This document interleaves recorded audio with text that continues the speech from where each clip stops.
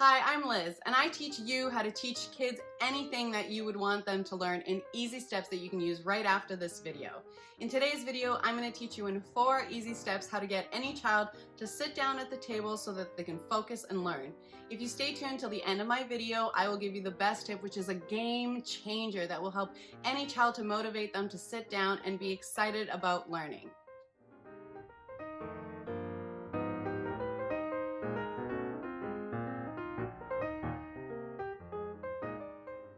Have you ever wondered how teachers are able to get a huge group of kids to sit down and pay attention and listen to them?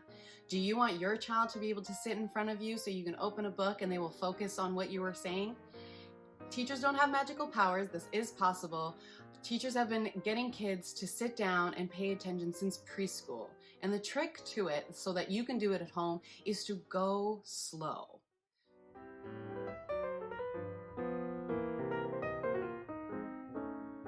So my first tip that I've already mentioned is to go slow. Go at your child's pace. If your child could only sit for 30 seconds, that's okay. Sit for those 30 seconds and each day try and increase that time. If your child can already sit for 5 minutes, excellent. Each day try and increase that time. I will show you in a bit and I'll give you some tips on how to increase that time. But first and foremost, start slow. There are children that I've worked with that are only able to sit down literally for a second. And it's taken us time to build up that time that they're able to sit down. Every child is different depending on their age, the level, depending on their experience level. If they've already been in school and they already have some of that skill set and they are capable of doing it, it's just a matter of building that with you and that they understand what your expectations are to sit down.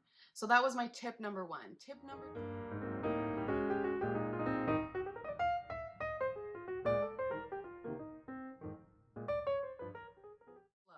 Tip number 2 is to make it fun. Whatever activity that they're doing, if it's a learning activity, make it engaging, make it fun, something that they want to do.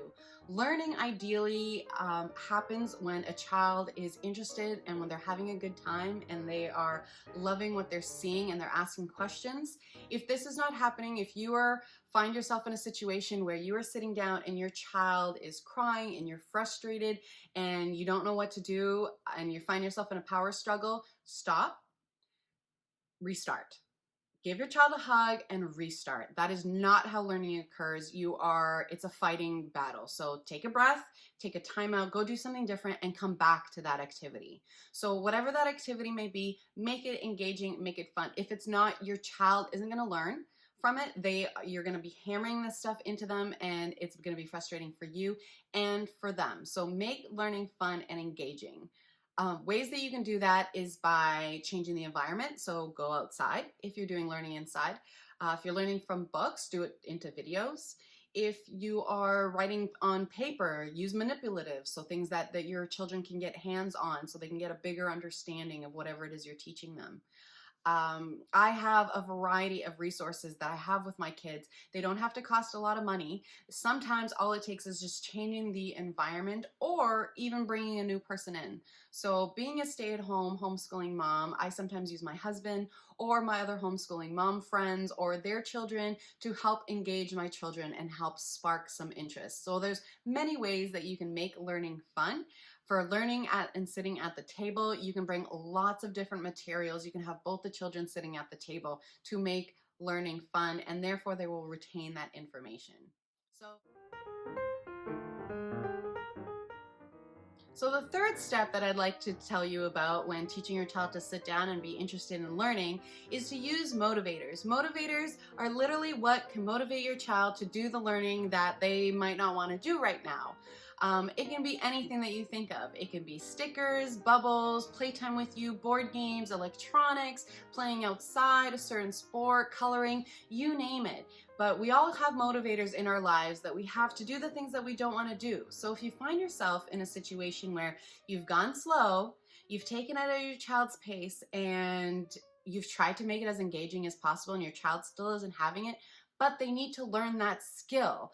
This is the way to do it. This is the secret of using motivators. If you want more information on how to use motivators properly and efficiently, click that bell notification down below. I have a video coming up next week fully on motivators and how to use them properly. But for the sake of this video, all you need to understand is that there are things that you can use to help motivate your child to get them to do the things that they don't want to do. So for example, for sitting down at the table, if your child doesn't want to sit at the table for longer than 30 seconds, bring in a toy, bring in an activity that they would like to do that will help you increase that time that they are sitting at the table with you and engaging in a learning activity.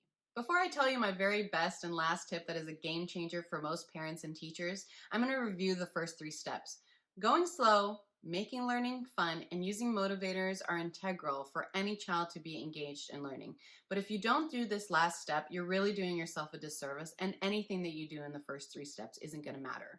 So I have saved the best for last. So it really is meeting the child's physical needs. If the child is hungry, they need to have a snack. If the child is tired, they need to rest and not be put in a situation where they're meant to be engaged in learning.